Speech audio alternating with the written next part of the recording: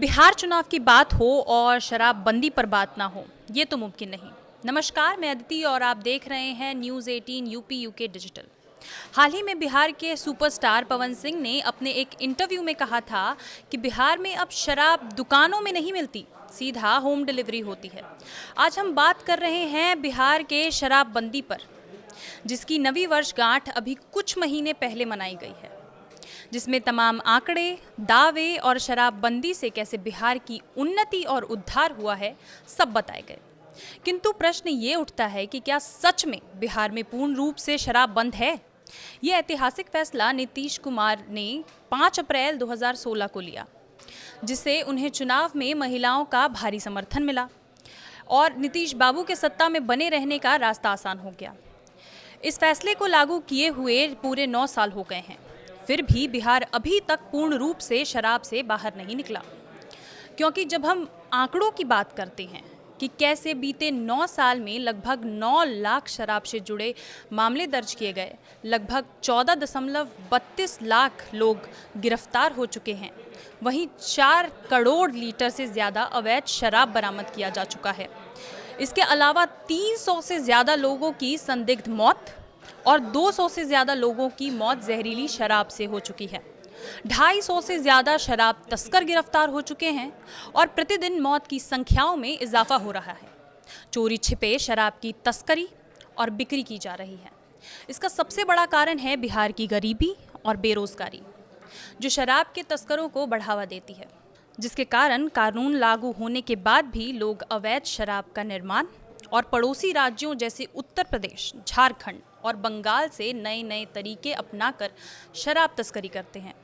इसमें एक महत्वपूर्ण नाम हमारे पड़ोसी देश नेपाल का भी है। बिहार के साथ लगभग 800 किलोमीटर लंबी सीमा साझा करता है, जहां शराब कानूनी रूप से वैध है और भारतीय नागरिक बिना वीज़ा के प्रवेश कर सकते हैं। ये तस्करी गिरोह हजारों लोगों को फुट सोल्जर के रूप में शराब भारत लाने के लिए नियुक्त करते हैं। बिहार में शराब की कमी ने इसकी बोतलों की भी कीमत बढ़ा दी है। हर बोतल बिहार में 1700 रुपये में बिक रही है, जो कि नेपाल से तस्कर द्वारा खरीदी गई कीमत से कई गुना अधिक है, जिससे लगभग महीने की औसतन कमाई का अनुमान लगाया जाए तो एक तस्कर का तो 1,72,286 रुपये हुआ, जो कि एक चौंकाने वाली आमदनी है, खासकर जब बिहार में किसानों की औसत कमाई 12,061 रुपये ही है। तेजी से पैसा कमाने के इस लालच ने पुलिस भ्रष्टाचार को भी बढ़ावा दिया है। शराबबंदी के बाद से अब तक कम से कम 230 पुलिस अधिकारियों को तस्करों से मिलीभगत के आरोप में बर्खास्त किया गया।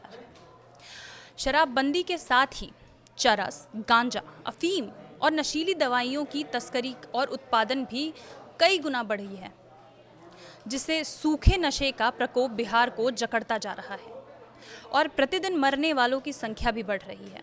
शराबबंदी कानून से राजस्व को हानि जरूर पहुंची है, पर इसके साथ ही समाज और लोगों में सकारात्मक परिवर्तन भी देखने मिला है। जहां कभी 2016 से पहले शराब का सालाना व्यापार करीब 1000 करोड़ था, शराबबंदी के बाद ये शून्य है। पहले लोग भोजन पर महज 1000 रुपये खर्च करते थे, अब वहीं बढ़कर 1300 से 1500 रुपये हो गए हैं। दूध और सब्जियों की खपत भी 20% से 25% की वृद्धि हुई है। 43% पुरुष खेती पर अधिक समय देने लगे हैं। घरेलू हिंसा में भी गिरावट देखी गई है। 2015 में यह आंकड़े 15,000 थे, परंतु 2024 में ये आंकड़े 7,500 तक आ पहुंचे हैं। 82% महिलाओं ने माना है कि शराब न होने से घर में शांति और सम्मान बढ़ा है। जीविका समूह की मदद से 10 लाख महिलाएं आत्मनिर्भर बनी हैं। 70% परिवारों ने माना है कि आर्थिक स्थिति मजबूत हुई है। प्रति वर्ष पूरे राज्य में 5,000 करोड़ रुपए की बचत हो रही है, जिसका प्रयोग बच्चों की पढ़ाई, स्वास्थ्य और घर की अन्य ज़रूरतों में किया जा रहा है। और अपराध दर में भी गिरावट आई है। शराबबंदी कानून से बिहार को सामाजिक, आर्थिक और पारिवारिक रूप में कई फायदे हुए हैं। बहुत से शराब तस्कर और माफिया पकड़े भी गए हैं, पर अभी भी बहुत से ऐसे माफिया और तस्कर हैं जिनको पकड़ना बेहद ज़रूरी है। लेकिन सवाल यही उठता है, क्या सच में बिहार में पूर्ण रूप से शराबबंदी है? अगर जवाब हाँ है तो फिर ये कौन है जो उत्तर प्रदेश, झारखंड, नेपाल से प्रतिदिन हजारों लीटर शराब तस्करी करते हैं और सरकार को क्यों आलोचनाओं का पात्र बनाते हैं? अपनी राय हमें कमेंट सेक्शन में ज़रूर दें।